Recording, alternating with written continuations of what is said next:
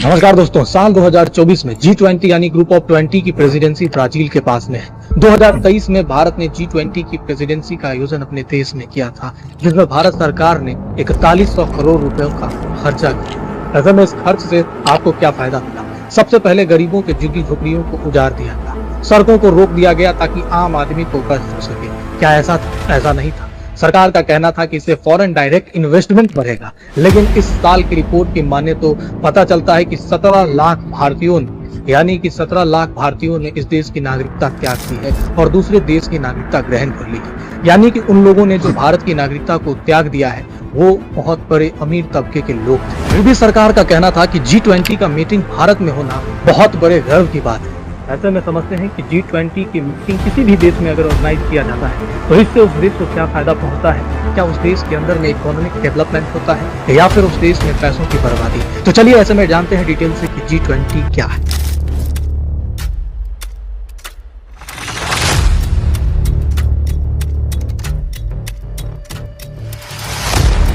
G20 19 प्रमुख देशों का समूह है, जिसमें एक यूरोपीय यूनियन को शामिल करके इसका गठन किया गया था। दुनिया में जब इकोनॉमिक क्राइसिस की मार चल रही, दौर शुरू होता है 1929 से 1939 का। इस दौर में आर्थिक मंदी ने देश की कमर तोड़ दी थी। इसी बीच 1999 में एक आर्थिक तंगी शुरू होता है एशिया में। ये एशिया की आर्थिक तंगी ने पूरी दुनिया में इकोनॉमिक क्राइसिस का बैंड बजा दिया। 1999 का दौर, जहाँ भारत पाकिस्तान का बैंड बजा रहा था, वहीं मलेशिया, इंडोनेशिया, थाईलैंड और उत्तरी कोरिया की पैंट गीली हो चुकी थी। लोग भूख हड़ताल नहीं कर सकते थे क्योंकि वे कई दिनों से भूखे थे। दूसरी ओर भारत पाकिस्तान के ऊपर में बम के गोले मार रहे थे, तो इन देशों के पास में खाने के लिए आटे के गोले नहीं थे। दोस्तों, ये तो समझ में आता है कि कारगिल वॉर पाकिस्तान के घुसपैठ से शुरू हुई थी, लेकिन ये समझ में नहीं आ रहा है कि 1999 की आर्थिक मंदी कैसे शुरू हुई थी। तो सबसे पहले बता देता हूँ थाईलैंड के बारे में। थाईलैंड के अंदर में 19 सितंबर को इलेक्शन का रिजल्ट आता है और यहाँ के प्रधानमंत्री बनते हैं फान वन खाई।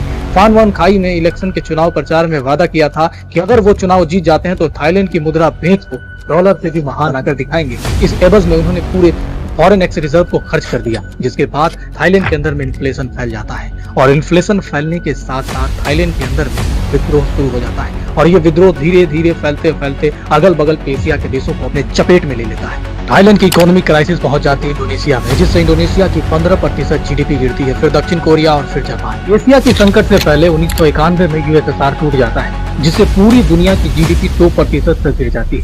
लेकिन इससे इंडिया पर क्या हो रहा था दोस्तों? इंडिया पे 1998 में सबसे पहले एक परमाणु परीक्षण होता है 11 मई और दूसरा परमाणु परीक्षण होता है 13 मई को, जिससे वैश्विक दबाव इंडिया पे ऑलरेडी था। 1999 में कारगिल वॉर भी इंडिया में शुरू हो चुकी थी, तो इंडिया के ऊपर में जो प्रेशर था वो उस समय के प्रधानमंत्री अटल बिहारी वाजपेयी को। ऐसे में भारत की अर्थव्यवस्था काफी गंभीर मोड़ पर 1998 और 1999 से पहले 1997 के क्राइसिस के बाद 26 सितंबर 1999 को G7 के finance minister and central bank officers की मीटिंग होती है और इसी मीटिंग में G20 की स्थापना। ऐसे में आपको दिमाग में चल रहा होगा कि G7 क्या है। तो G7 क्या है, इसके लिए वीडियो का लिंक नीचे डिस्क्रिप्शन में दे दिया गया है। 30 सेकंड का वीडियो आप जाकर के देख सकते हैं। G7 से G20 को अलग आधार पर तैयार किया गया था, इसे ग्रुप ऑफ 20 नाम दिया गया था। ऐसे में सवाल ये उठता है कि उस समय इन देशों का चुनाव कैसे किया गया? आज पूरे विश्व में 195 देश और इन 195 देश की इकोनॉमिक क्राइसिस से निपटने के लिए G20 के 19 प्रमुख देश, एक यूरोपियन यूनियन और अफ्रीकन यूनियन कमांड के लिए तैयार है। लेकिन कभी आपने सोचा है दोस्तों कि इस कमांड के मुख्यालय को कैसे तैयार किया गया होगा, कैसे चुना गया होगा G20 के देशों को? तो सबसे पहले इसके दो आधार होते हैं। एक होता है बिगेस्ट इकोनॉमी के आधार पर।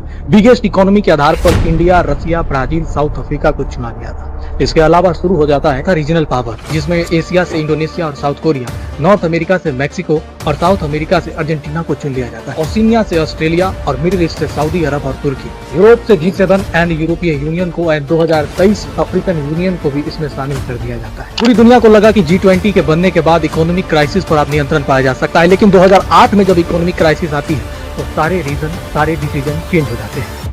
2008 में इकोनॉमिक क्राइसिस के बाद डिसीजन लिया जाता है तो फाइनेंस मिनिस्टर और सेंट्रल गवर्नर की मीटिंग को रद्द करके इसे प्राइम मिनिस्टर और प्रेसिडेंट के साथ में मीटिंग करने को डिसीजन को वैलिड किया जाता है। फाइनली G20 का सफर शुरू हो जाता है। अब G20 की पहली मीटिंग वाशिंगटन DC में आयोजित किया जाता है। इसके बाद इसका मीटिंग यूके एंड यूएस में और फाइनली ये सफर चलते चलते 2023 में भारत के पास आकर पहुंचता है। भारत ने इसकी शुरुआत G20 में वसुदेव कुटुंबकम के साथ किया था। भारत की इस मीटिंग को लेकर के विदेश में मीडिया ने कुछ आर्टिकल्स में छापा कि भारत के G20 का घोषणा पत्र नरम भाषाओं में नरम अर्थव्यवस्थाओं के बीच खाई पैदा कर रहा है। फॉरेन डायरेक्ट इन्वेस्टमेंट बढ़ा है, लेकिन रिसेंटली एक आर्टिकल में पब्लिश डेटा के अनुसार सरकारी रिपोर्ट की माने तो 2011 से 2024 तक 17 लाख भारतीय भारत की नागरिकता छोड़ चुके हैं और ये लोग वे लोग थे जिनके पास में अमीरी तबके के दर्जे थे, जिससे भारत के अंदर में इन्वेस्टमेंट कम होकर विदेशों में इन्वेस्टमेंट ज्यादा हो गया। G20 की ऑर्गेनाइजेशन से देश को क्या फायदा हुआ, क्या लॉसेस हुआ, लेकिन देश के लिए आयोजन करना एक कर्ज था। 2024 का यह सफर ब्राजील के हाथों में। ब्राजील का यह सफर रियो डी जेनेरियो में शुरू होने जा रहा है। रियो डी जेनेरियो में यह सफर शुरू होगा क्लाइमेट चेंज के मुद्दे के साथ। यहाँ चीन अपने बेटे पाकिस्तान को लेकर भी पहुंच रहा है, जहाँ हो सकता है तो उसे G20 में शामिल कराने की मांग की जा सकती है। फाइनली दोस्तों,